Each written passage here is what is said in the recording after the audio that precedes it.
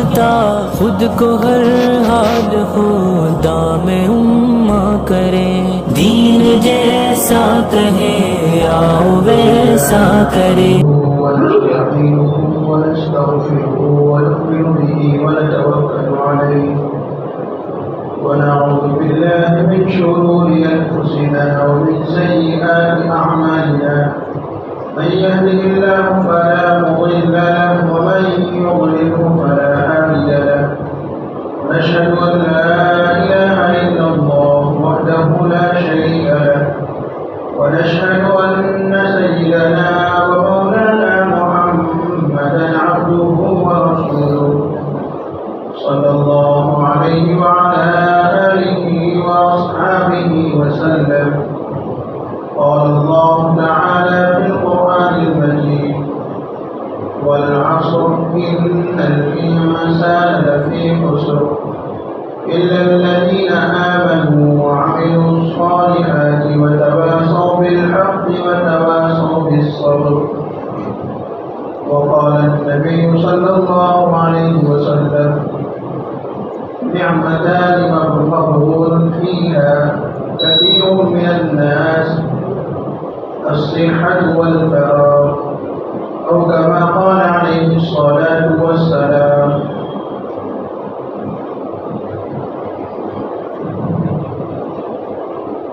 اللہ سبحانہ و تعالی نے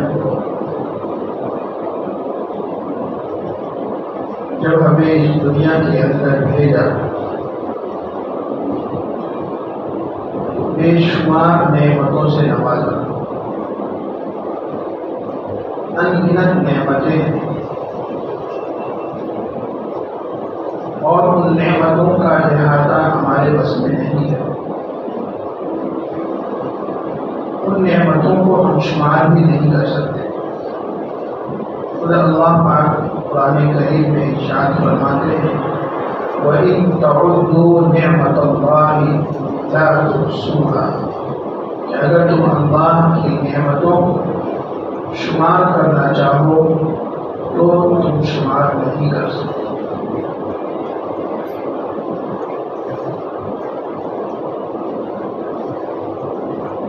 تو انہی نعمتوں میں سے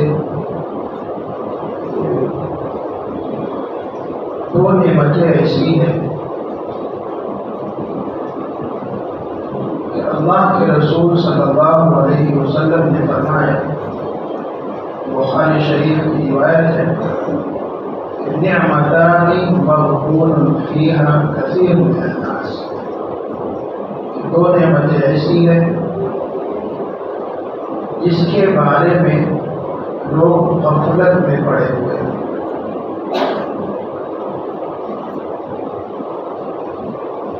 یعنی ان دو نعمتوں کا جو ہے بہت سے لوگ زیادہ تعداد میں اس کا مس یوز کرتے ہیں۔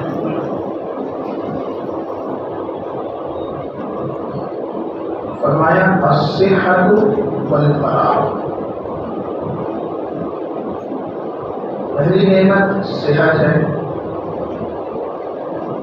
اور دوسری نعمت ہمارے وقت ہے۔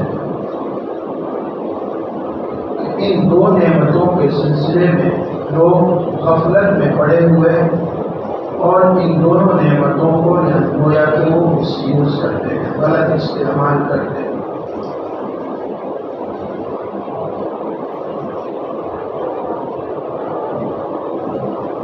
اللہ تبارک و تعالیٰ نے قرآن کریم میں ارشاد فرمایا: والعصر ان الانسان لفی خسر۔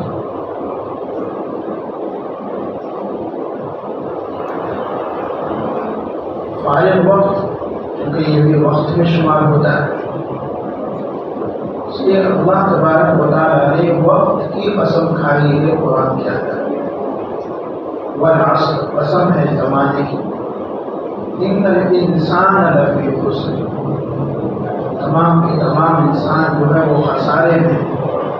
پھر اللہ تبارک و تعالیٰ نے قلیل بندوں کا جو واقعی اللہ کے بندے بن کر زندگی گزارتے ہیں ان کا استثناء فرمایا الا الذین آمنوا وعملوا الصالحات سے. صرف والعصر ہی نہیں، اللہ سبحانہ و تعالیٰ جہاں وقت کی قسم کھاتے ہیں تو اس کی اہمیت کو بتلانا چاہتے ہیں. کہیں پہ واللیل فرمایا، کہیں پہ والضحیٰ فرمایا.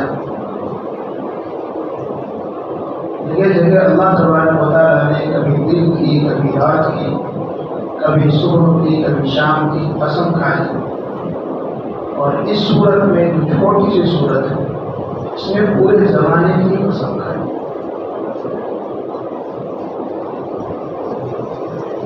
قسم ہے زمانے کی، سارے کے سارے انسان خسارے کے اندر ہے،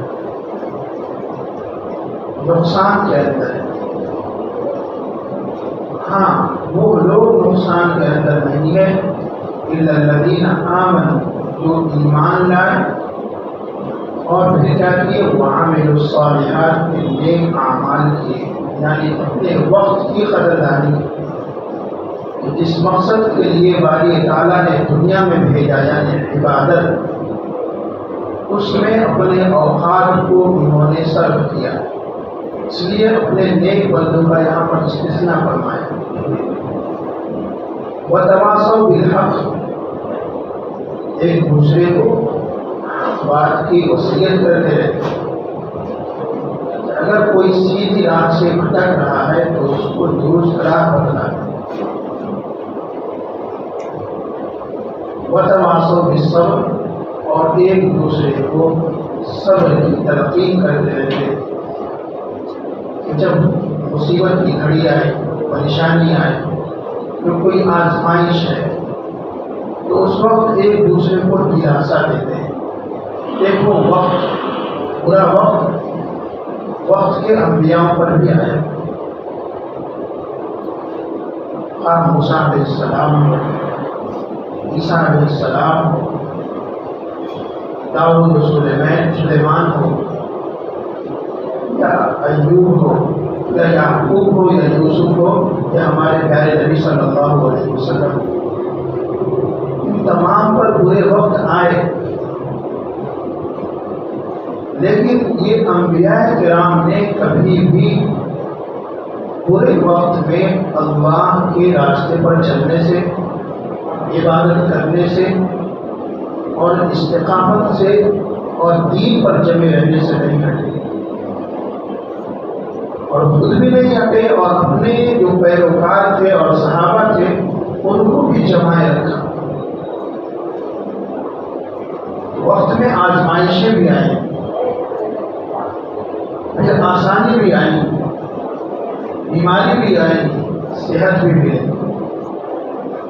تو آپ صلی اللہ علیہ وسلم یہاں فرما رہے ہیں کہ نعمتان مقبول فیہا، یہ دو نعمتیں ایسی ہیں کہ جس کے بارے میں یا جس کے متعلق لوگ غفلت میں پڑے ہوئے ہیں.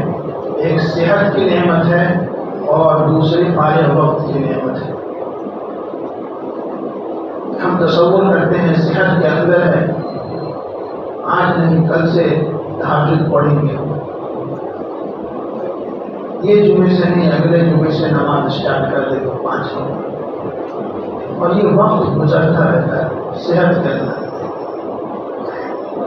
پھر وہ وقت آتا ہے کہ آدمی کو بیماری دھڑ دیتی ہے، پکڑ لیتی ہے.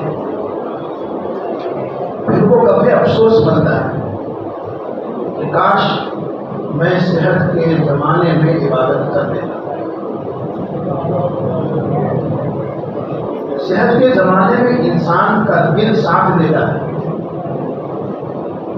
اور بیماری کے وقت انسان کے پاس وقت ہے لیکن دل ساتھ نہیں دیتا. وہ مسجد چل کے نہیں آ سکتا.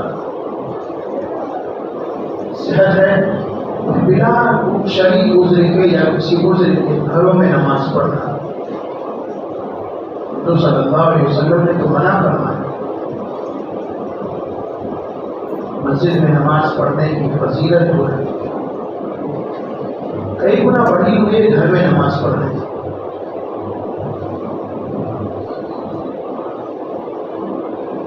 صحت کو غنیمت سمجھو. آپ صلی اللہ علیہ وسلم نے فرمایا یہ ایک بار جب ملتی ہے اور جب چھین جاتی ہے تو پھر یہ صحت دوبارہ جب بڑی بیماری پکڑتی ہے تو پھر انسان بستر پر پڑ جاتا ہے تو پھر وہ کسی کام کے لائق نہیں رہتا، کیونکہ بیماری میں دل ساتھ نہیں دیتا، صحت کے اندر دل ساتھ دیتا ہے، جہاں چاہے وہ چلا جاتا ہے۔ اس کی اہمیت کو اللہ کے رسول صلی اللہ علیہ وسلم نے اس حدیث میں بتلائی۔ اور دوسری نعمت ہے الفراغ، فارغ وقت۔ آج ہم خالی ہیں، ہو سکتا ہے کہ ہم مصروف ہو جائیں، وقت ہی نہ ملے۔ اللہ کے رسول صلی اللہ علیہ وسلم کی زندگی کو اٹھا کر دیکھیں، آپ صلی اللہ علیہ وسلم کے بارے میں تو اللہ نے یوں فرمایا تقدم من ذنبہ، کہ ہم نے آپ کے اگلے پچھلے تمام خطاؤں کو معاف کر دیا۔ پھر کیا وجہ تھی کہ آپ صلی اللہ علیہ وسلم دین کے اندر دین کی تبلیغ کرتے اور رات کے اندر کھڑے ہو جاتے، یہاں تک کہ حدیث میں بیان فرمایا حتی تورق دماغ، کہ پیروں کے اندر آپ صلی اللہ علیہ وسلم کے کھڑے ہونے کی وجہ سے سوجن پڑ جاتا۔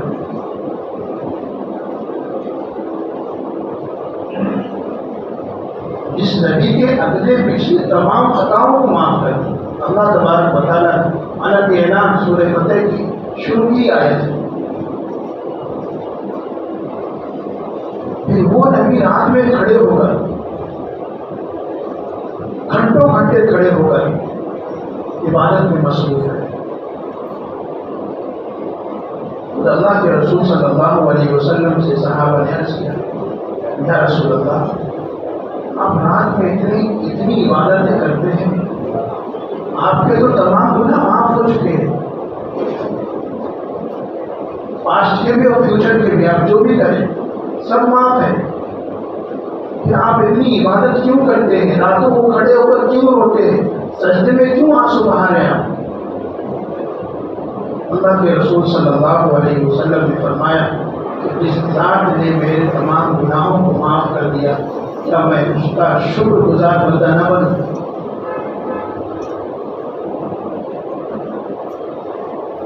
اللہ تبارک و تعالیٰ نے ہمیں بھی جو سب سے بڑی دولت ہے وہ ایمان کی دولت ہے، وہ دولت عطا فرمائے۔ کیا اس دولت کا یہ تقاضا نہیں ہے کہ ہم اس کے شکر گزار بندے بنیں؟ عام انسان ہے جس کے پاس ایمان کی دولت نہیں ہے، بے مقصد زندگی ہے، عبادت نہیں ہے، اللہ کی وحدانیت نہیں ہے، اللہ کے رسول صلی اللہ علیہ وسلم کی رسالت کا وہ منکر ہے، پھر اس کی زندگی میں اور ہماری زندگی میں کوئی فرق ہے؟ نام کے ہم پھر اسلم ہیں، نام کے ہم عبید ہیں، لیکن ان کی زندگی میں اور ہماری زندگی میں کوئی فرق نظر نہیں آتا۔ کیوں؟ وقت کی ہم قدر نہیں کرتے۔ حدیث مبارکہ میں ہے ابن ماجہ میں، انسان کو جب موت کا وقت آتا ہے تو وہ امید کرتا ہے اور وہ درخواست کرتا ہے اللہ سے کہ مجھے تھوڑی مہلت اور دے دے۔ تو قرآن کی آیت بھی ہے کہ باری الہ مجھے تھوڑی دیر مہلت دے دے تاکہ فَأَصَّدَّقَ وَأَكُن مِّنَ الصَّالِحِينَ، یہ قرآن کی آیت ہے، تاکہ میرے پاس جو اللہ تو نے دولت دی ہے، مال دیا ہے، اس کو میں اللہ کے راستے تیرے راستے میں خرچ کر کے، تیرے بندوں پر خرچ کر کے، اور پھر میں نیک اعمال کر کے میں نیک بندوں میں شامل ہو جاؤں۔ اللہ تبارک و تعالیٰ قرآن میں فرماتے ہیں وَلَنْ يُؤَخِّرَ اللَّهُ، اللہ تبارک و تعالیٰ حَتَّى إِذَا جَاءَ أَجَلُهَا، اللہ تبارک و تعالیٰ اجل کو مؤخر نہیں کرتے، جس کا جو وقت متعین ہے کہ اس وقت اس کی موت آئے گی، وہی اسی وقت پہ وہ مرے گا۔ یہ اللہ کا حتمی فیصلہ ہے کہ جب موت کا وقت آ گیا تو اب اس کو کوئی مہلت نہیں ملے، یہاں تک کہ ہم جنت میں چلے جائیں گے تو وہ وقت جو ہم خالی گزار چکے ہوں گے، اس میں کوئی ذکر نہیں کیے ہوں گے، اس وقت پہ ہمیں جنت کے اندر افسوس ہوگا کہ کاش وہ وقت جو ہے جو ہمارا خالی گزرا تھا اس وقت میں ہم کم سے کم سبحان اللہ کہہ دیتے۔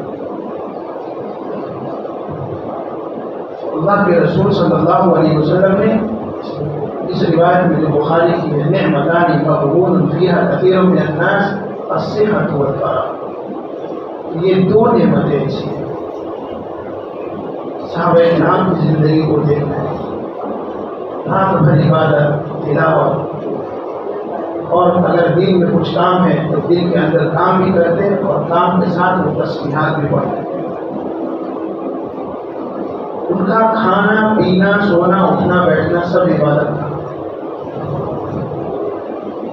کوئی بھی کام اگر ہم شریعت کے خلاف کریں گے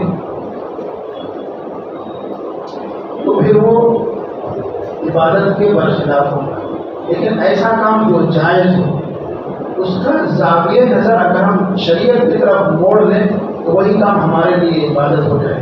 ہم جاب کو جائیں، مقصد کیا ہے؟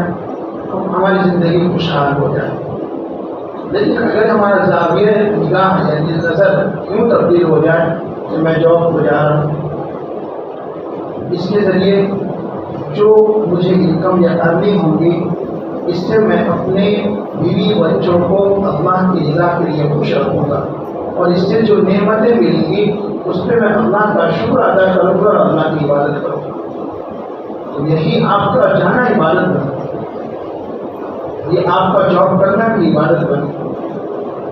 کھانا کھا رہے ہم، اگر شریعت کے مطابق کھانا کھائے، کھانے سے پہلے نعمتوں پر غور و فکر کرنا کہ اللہ تبارک و تعالیٰ نے اس رزق کے اندر جو میری صحت کو جانے والی ہے، اس کتنے لوگوں کو اس اللہ تبارک و تعالیٰ نے اس کو اٹھوایا اور ہمارے منہ تک پہنچایا۔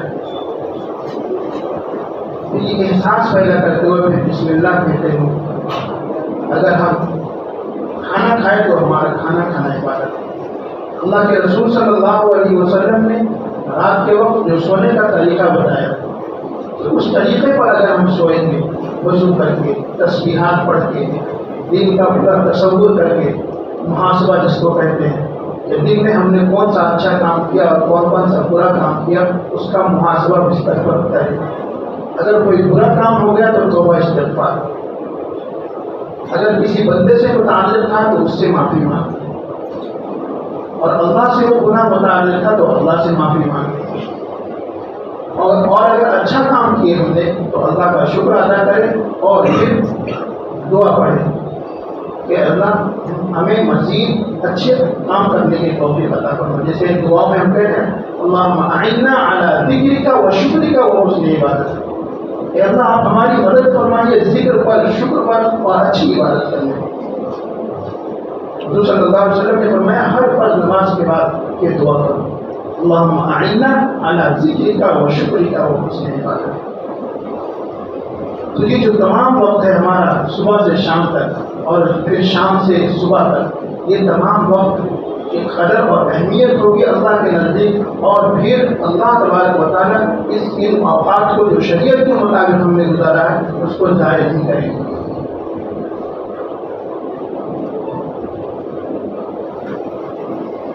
ابن تیمیہ رحمہ اللہ بہت بڑے مفسر بھی گزرے ہیں، محدث ہیں، کئی ہزار کتابیں لکھی۔ حاسدین نے بادشاہ کو شکایت کر دی، بادشاہ نے آپ کو کنویں کے اندر قید کر دیا، تو انہوں نے درخواست دی کہ مجھے کچھ نہیں چاہیے، صرف قلم یعنی دوات جس کو کہتے ہیں وہ دے دو، روشنائی اور پیپرس دے دو، کنویں کے اندر آپ کتاب لکھ رہے ہیں۔ جب وہ کتاب شائع ہوئی اور بادشاہ تک بات پہنچی تو اس پر بھی پابندی لگا دیا بادشاہ نے کہ ان سے وہ دوات، روشنائی اور نوٹ بک جو ہے وہ چھین لیے جائے۔ پھر انہوں نے سیٹنگ کی ایک پولیس والے سے جو وہاں پر متعین تھا، مجھے کوئلہ نہ کر دے. پھر وہ بندے نے کوئلہ نہ کر دیا تو امت کی دیوار پر انہوں نے لکھنا شروع کر دیا کتابیں جو آگے چل کر ان فیوچر مسلمانوں کو رہنمائی ملنے والی ہے جن سے. کنویں کے اندر ہی آپ وفات پا گئے. جب ان کو نکالا گیا کنویں کے اندر سے تو ایک ضخیم کتاب تیار ہوئی جو کنویں پر لکھی ہوئی ان کے شاگردوں نے وہ لکھ کر جمع کیا. اس طرح یہ جو ہے محدثین اپنے وقت کی قدر کی. امام ابو زرعہ حفاظ حدیث ہے, لاکھوں حدیث ان کو یاد تھی, وقت کی اہمیت کو جانتے تھے. ایک مرتبہ ان کے ایک شاگرد نے اسٹوڈنٹ نے تاخیر کر دی اپنے گھر جانے سے. نوجوان کا بندہ گھر پہنچا تو بیوی پہلے سے گرم کہ میں کھانے پہ انتظار کر رہی ہوں اور آپ ہے کہ آپ نے وہاں سے آنے میں لیٹ کر دی. نوجوان نے کہا کہ حفظ حدیث میں تھوڑا وقت لگتا ہے, حدیثوں کو بغیر دیکھے یاد کرنے میں تو تھوڑی تاخیر ہو گئی. تو ان کی بیوی نے کہا آپ کے استاد کو کچھ نہیں آتا, آپ کو کیا آئے گا؟ اور وہ جوان کون تھا, اس نے کہا کہ اگر میرے استاد کو 1,00,000 حدیث یاد نہیں ہے تو تم سے میں آج بری ہوں, یعنی طلاق. غصے میں تو کہہ دیا. جب دونوں ٹھنڈے پڑ گئے تو دونوں نے افسوس بھی کیا, نہیں کرنا چاہیے تھا, مجھے بھی غصہ ٹھنڈا رکھنا چاہیے تھا. اور عورت بھی افسوس کر رہی ہے کہ مجھے آپ کو برانگیختہ نہیں کرنا چاہیے تھا, لیکن اب اس کا حل تلاش کیا جائے. وہ نوجوان امام ابو زرعہ کے پاس وہ پہنچا اور کہا استاد محترم گھر میں یہاں سے لیٹ گیا تو بیوی سے انبن ہو گئے, اور انہوں نے یہ کہا تو میں نے یہ کہہ دیا کہ اگر میرے استاد کو تم یہ سمجھتے ہو کہ ان کو کچھ نہیں آتا تو میں نے یہ کہہ دیا کہ اگر میرے استاد کو 1,00,000 حدیث بنا دیکھے یاد نہیں ہے تو تجھے طلاق ہے. امام ابو زرعہ نے کہا نوجوان جاؤ ان دونوں اپنی زندگی گزار. 1,00,000 مجھے حدیث اس طرح یاد ہے جس طرح عام مسلمان کو سورہ فاتحہ یاد ہے. یہ تھے وقت کی قدر کرنے والے.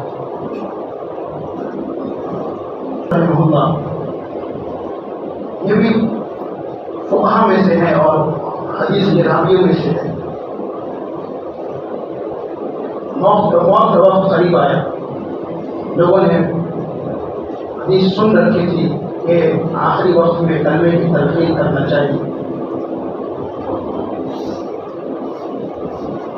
تو لوگ حدیث جو ہے لا الہ الا اللہ جس کا موت قریب ہو, جو مرض وفات میں مبتلا ہو چکا ہو, یعنی کہ بالکل مرنے کے قریب ہو, وہاں پر حکم ہے کہ لا الہ الا اللہ پڑھو. ان کو مت بولو, حکومت کرو کہ تم پڑھو, ان کے پاس پڑھنا ہے.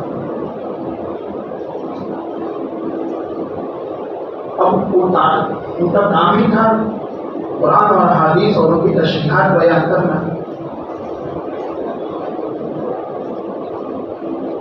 جب اسٹوڈنٹ نے یہ کہا کہ ہم کلمے کی تلقین نہیں کریں گے, ہم روات احادیث کو بولیں گے, یعنی سلسلے جو کڑی ہوتی ہے کہ فلاں سے فلاں نے بیان کیا, فلاں سے فلاں نے بیان کیا. 2-3 راویوں کے نام ہی لیے تھے احادیث کے. انہوں نے خود کہا کہ قال رسول اللہ صلی اللہ علیہ وسلم من کان آخر کلامہ لا الہ الا اللہ دخل الجنہ. اس حدیث کی تلقین کر رہے ہیں جس کا آخری وقت میں آخری کلمہ لا الہ الا اللہ وہ جنت میں داخل ہوگا. ادھر انہوں نے یہ روایت بیان کی اور روح کفر سے منصوری کو پرواز کر. ایسے تھے یہ وقت کی قدر کرنے والے. اللہ سبحانہ و تعالیٰ بھی ہم سے یہی چاہتے ہیں. جس مقصد کے لیے ہم دنیا میں آئے, عبادت, ضرورت تو لگی رہیں گی, اصل کام ہے عبادت, اللہ کی اطاعت, اللہ کی فرما برداری کر کے زندگی گزارنا. اور یہی کام آپ صلی اللہ علیہ وسلم کر گئے, صحابہ کر گئے, تابعین, تبع تابعین, محدثین, مفسرین, شراح احادیث. اور یہی کام ہمیں اللہ تبارک و تعالیٰ ہم سے مطالبہ کرتے ہیں خدا اللہ تبارک و تعالیٰ نے قرآن کریم میں ارشاد فرمایا کہ ہم تم سے رزق نہیں چاہتے، رزق دینے والے تو ہم ہیں. تمہیں دنیا میں وما خلقت الجن والانس الا لیعبدون، ہم نے جنات اور انسان کو جو روئے زمین پر بھیجا ہے وہ اپنی عبادت کے لیے بھیجا ہے، اور یہی عبادت اصل مقصد ہے. عبادت سے ہٹ کر اگر زندگی گزر رہی ہے تو وہ لاؤبالی پن کی زندگی ہے.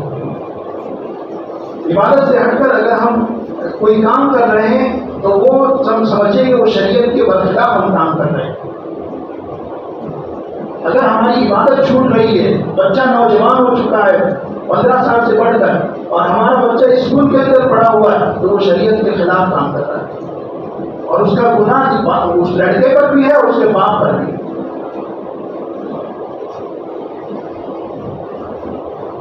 وقت کی اہمیت اور صحت کی قدر، ان دو چیزوں کو اللہ کے رسول صلی اللہ علیہ وسلم نے اس میں بیان فرمائے. پھر وہ حدیث سنیں، نعمتان مغبون فیہا کثیر من الناس الصحۃ والفراغ، رواہ البخاری. امام بخاری رحمہ اللہ فرماتے ہیں اپنی کتاب میں کہ آپ صلی اللہ علیہ وسلم نے فرمایا کہ دو نعمتیں ایسی ہیں جس کو لوگ کیوں کہتے ہیں مس یوز زیادہ کرتے ہیں، غلط استعمال کرتے ہیں. وہ صحت کی نعمت ہے، اور دوسری نعمت فارغ وقت ہے. اللہ تبارک و تعالیٰ ہمیں صحت کے وقت اللہ کی اطاعت کرنے کی توفیق عطا فرمائے، اور فارغ وقت کو بھی اللہ کی اطاعت اور فرمانبرداری میں لگانے کی توفیق عطا فرمائے. سنت ادا کریں.